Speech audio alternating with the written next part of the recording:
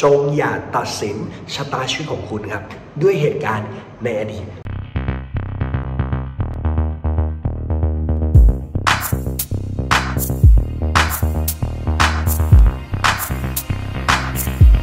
สวัสดีครับผมโค้ชบอลวิทยาชูสุอมรนะครับวันนี้มาทำคลิปกันนิดนึงนะครับซึ่งต้องบอกว่าวันนี้ผมอยู่ในพื้นที่สัมมนานะครับของ Awaken Your Well นะครับซึ่งก็ต้องบอกว่าเรื่องที่วันนี้ผมตั้งใจจะแชร์และแบ่งปันมันเกิดขึ้นจากในสัมมนาเนาะว่าคือวันนี้ครับสิ่งที่สำคัญที่ผมอยากจะบอกใครหลายๆคนเนาะคุณอาจจะเป็นคนหนึ่งเนาะที่เรียกได้ว่าคุณรู้สึกเกี่ยวกับเรื่องของเงินคุณอาจจะมีความเซนซิทีฟเกี่ยวกับเรื่องของเงินบางคนคุณอาจจะเคยเจอสถานการณ์บางอย่างครับที่มันทำให้คุณรู้สึกถึงความเจ็บปวดเกี่ยวกับเรื่องของเงินบางคนคุณอาจจะเรียกได้ว่าชีวิตของคุณปัจจุบันเนี่ยคุณนำทางตัวคุณเองคุณตัดสินใจบางสิ่งบางอย่างเกี่ยวกับเรื่องของเงินครับ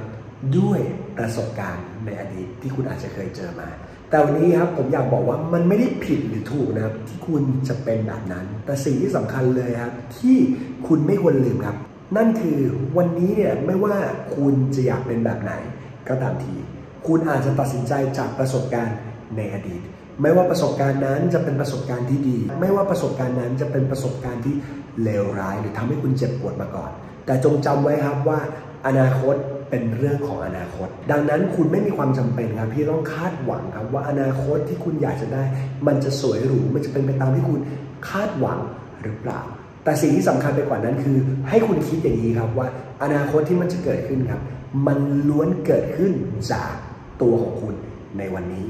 ดังนั้นครับถ้าวันนี้คุณบอกว่าคุณเป็นคนหนึ่งที่อยากจะนำพาชีวิตของคุณไปสู่คำว่าอิสรภาพทางการเงินสิ่งที่คุณควรจะต้องทำครับคือทำวันนี้ครับในเรื่องของการเงินของคุณให้มันดีให้มันสตรองให้พื้นฐานของมันเนี่ยไปได้สวยและสิ่งที่มันเกิดขึ้นครับเมื่อคุณทำได้ดีครับคุณทำได้สวยครับสิ่งที่จะเกิดขึ้นคือชีวิตของคุณมันจะค่อยๆดีขึ้นโดยอัตโนมัติแต่สิ่งสำคัญคือคนส่วนใหญ่ไม่เคยสนใจครับว่าจริงๆแล้วเนี่ยคุณต้องการอะไรกันแน่เพราะคุณไม่รู้ว่าคุณต้องการอะไรกันแน่คุณก็เลือกนำทางชีวิตของคุณครับด้วยการที่เอาประสบการณ์จากอดีตครับมาตัดสินใจครับมาใช้ชีวิตครับมาทำในสิ่งที่คุณคิดว่า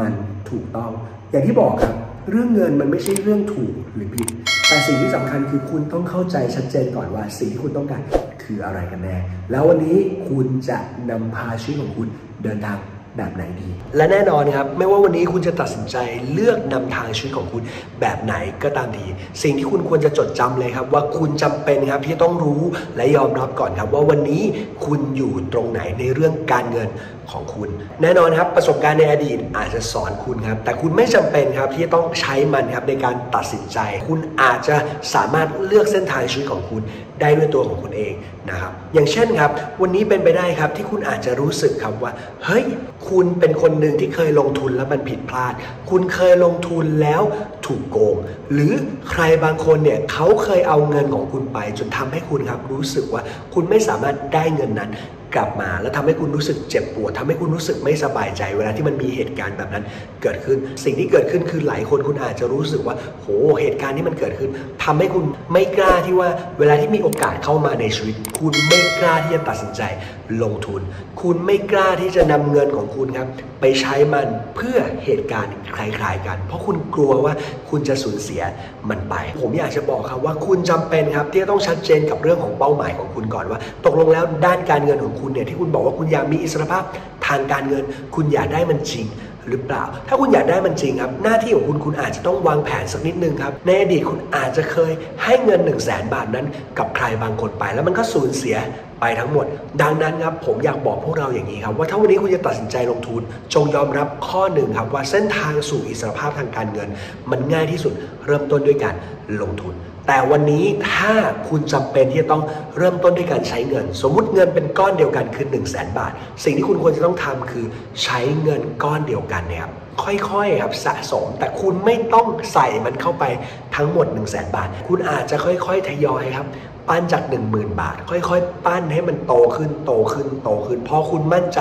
คุณถึงค่อยขยับแต่การขยับในที่นี้ขอให้คุณครับใช้เงินเยนเอาไว้ก่อนจงอย่าเอาเงินที่เรียกว่าเป็นเงินร้อนหรือเป็นเงินที่คุณไม่มั่นใจหรือเป็นเงินที่คุณรู้สึกว่าคุณสูญเสียมันไม่ได้เอาไปลงทุนโดยเด็ดขาด แล้วสิ่งนี้ครับมันจะทำให้คุณครับสามารถตัดสินใจครับว่าเฮ้ยสุดท้ายแล้วเงิน 10,000 นี้ถ้าฉันเสียมันไปฉันยอมรับได้แต่แน่นอนถ้าคุณต้องการอิสรภาพทางการเงินจริงๆผมอยากบอกคุณว่าคุณควรจะใช้เงินให้น้อยที่สุดค่อยๆเริ่มต้นจากเงินที่น้อยที่สุดที่คุณรู้สึกว่าถ้าคุณเจ็บตัวจากก้อนนั้นได้คุณยอมรับมันได้เพราะสิ่งที่สำคัญคือคุณเชื่อผมไหมครับถ้าวันนี้คุณสามารถตั้งเป้าหมายในแบบที่คุณต้องการได้คุณตัดสินใจลงมือทำตามเป้าหมายสู่อิสรภาพทางการเงินของคุณได้โดยที่คุณเริ่มต้นด้วยเงินน้อยที่สุดหรือคุณไม่ต้องใช้เงิน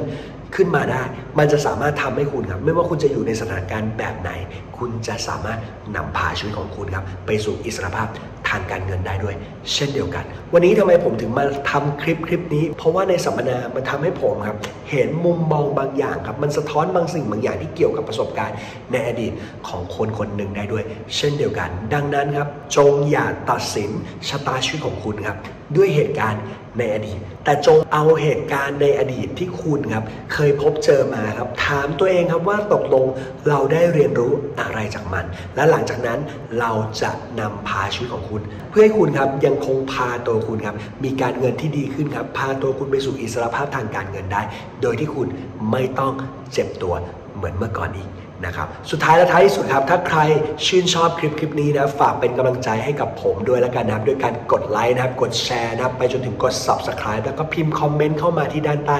ได้ด้วยเช่นเดียวกันนะครับถ้าคุณอยากจะปรึกษานะครับก็พิมพ์เข้ามาที่ช่องทาง Line แอดได้ด้วยเช่นเดียวกันนะครับผมยินดีซัพพอร์ตคุณนะครับและเดี๋ยวผมนะครับจะต้องกลับเข้าไปสู่ในพื้นที่สัมมนาแล้วนะครับสุดท้ายและท้ายที่สุดครับว่าเชื่อมั่นในสัญชาตญาณของคุณครับและจงทำในสิ่งที่คุณคิดว่ามันใช่ที่เหลือไม่ต้องคิดเลยครับลุยแม่งให้เต็มที่เลยผมโค้ชบอลวิทยาชูสุวรรณวันนี้ลาไปแค่นี้ก็แล้วกันครับขอบคุณทุกคนมากๆนะครับที่เข้ามาฟังคลิปนี้ครับไว้เจอกันคลิปหน้าสวัสดีครับผม